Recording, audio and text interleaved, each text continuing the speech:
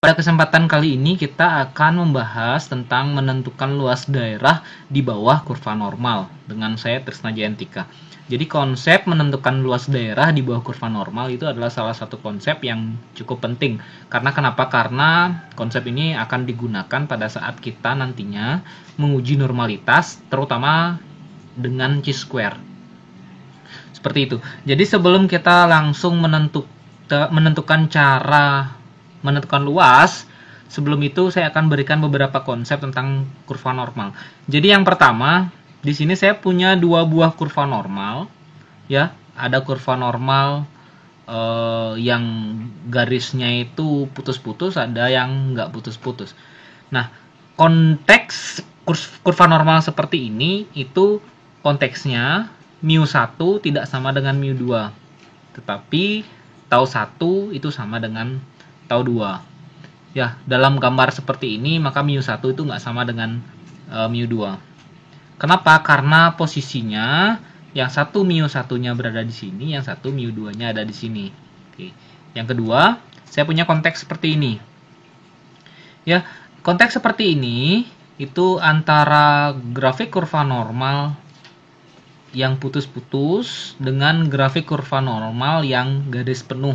Itu mu1 dan mu2-nya sama. Jadi rata-ratanya sama berada di sini, tetapi sebarannya itu yang garis penuh ini lebih besar atau lebih dari sebaran yang putus-putus ini. Jadi kasarnya mengatakan bahwa yang garis putus-putus ini terlalu banyak datanya berada pada mu atau berada pada rata-rata. Tetapi yang garisnya penuh ini itu tersebar merata, makanya penyebaran datanya lebih dari yang satu ini lebih dari yang kedua. Itu konteks yang gambar kedua.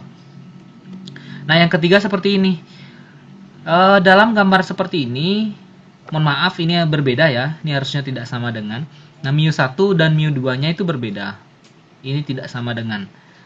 mu1 dan mu2-nya berbeda dan sebaran 1 dan sebaran 2-nya itu lebih dari di sebaran 1. Jadi gedean di yang sebaran 1. Sebarannya itu maksudnya dia lebih merata datanya. Jadi kalau yang 2-nya ini dia lebih numpuk atau terlalu banyak berada di sekitar rata-ratanya dia gitu.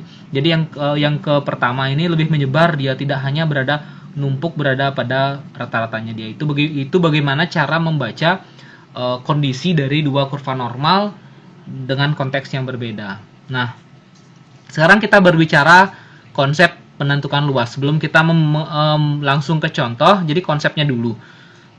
Jadi saya punya kurva normal seperti ini. Ya. Nah, di sini saya ambil dua nilai z, yaitu di sini 0, min z berada di kirinya 0 dan plus z itu di kanannya 0. Itu maksudnya plus z itu berarti dia positif, yang min z itu negatif. Nah, luas dari 0 ke min z. Nah, luas dari 0 ke min z, ya, luas yang sebelah kirinya ini. Nah, 0-nya ini kan ada batas kan. 0-nya ini sebagai batas membagi daerah ini menjadi dua. Yang sebelah kiri 0 dan yang sebelah kanan 0. Nah, yang luas daerah di sebelah kiri 0 sampai min z ini itu luasnya sama dengan yang sebelah kanan. Nah, karena kita berbicara luas, maka itu konteksnya pasti positif. Jadi, karena walaupun dia di sini negatif, sebenarnya luasnya ini sama. Karena konteksnya luas itu selalu positif. Nah, sehingga luas dari min z ke z, ke positif z ini itu sama dengan jumlah dari 0 ke min z dan 0 ke plus z. Jadi, kalian cari 0 ke min z-nya itu luasnya berapa, 0 ke plus z itu luasnya berapa. Nah, kenapa? Mungkin muncul pertanyaan, kenapa kita harus bagi dua dengan batas 0? Kenapa nggak langsung min z ke plus z? Nanti akan saya jawab di akhir video ini pada saat kita latihan soal. Jadi, ada suatu kondisi yang harus kalian menggunakan 0 sebagai salah satu batas. Seperti itu konsepnya.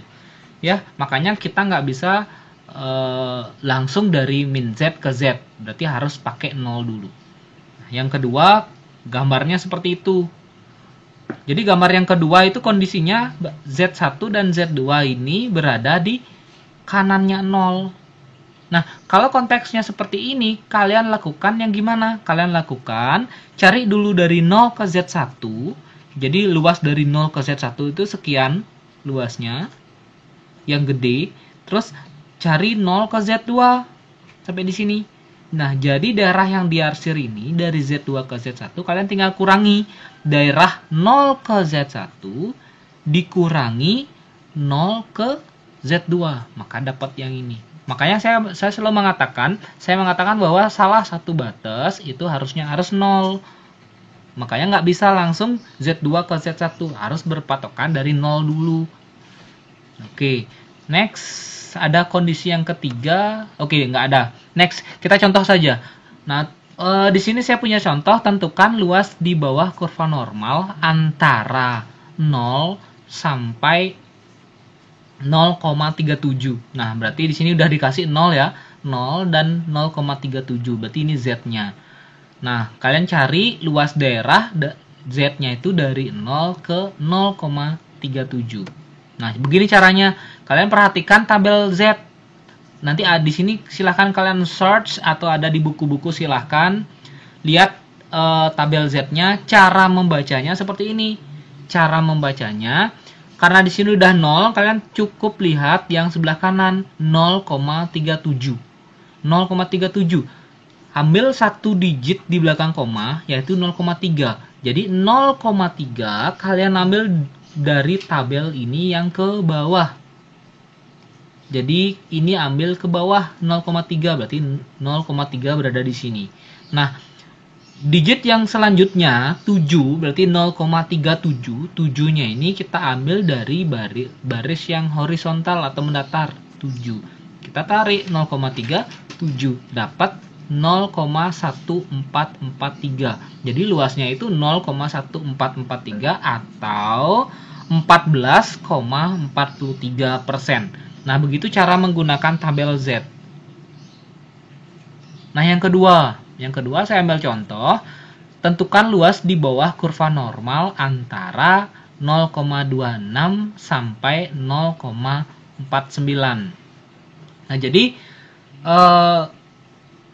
di sini batas Z-nya itu berada di antara 0,26 dan 0,49. Berarti Z-nya itu lebih dari 0,26 kurang dari 0,49. Jadi sederhananya dengan tabel Z, konsep tabel Z yang saya jelasin tadi itu kalian ubah saja. Jadi pertama kita ambil Z dari 0 ke 0,49. Terus yang kedua kita ambil Z-nya 0 ke 0,26. Nah, daerahnya ini kita saling kurangi. Jadi 0 sampai 0,49 dikurangi 0 sampai 0,26. Kita cari satu-satu. Berarti ini kita cari 1, ini kita cari 1. Nah, yang pertama kita cari 0,49.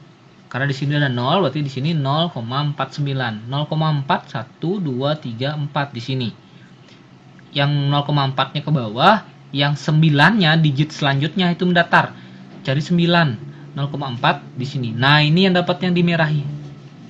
Yang dimerahi ini, yang hurufnya dimerahi ini 0,1879 itu luas daerah antara 0 sampai 0,49.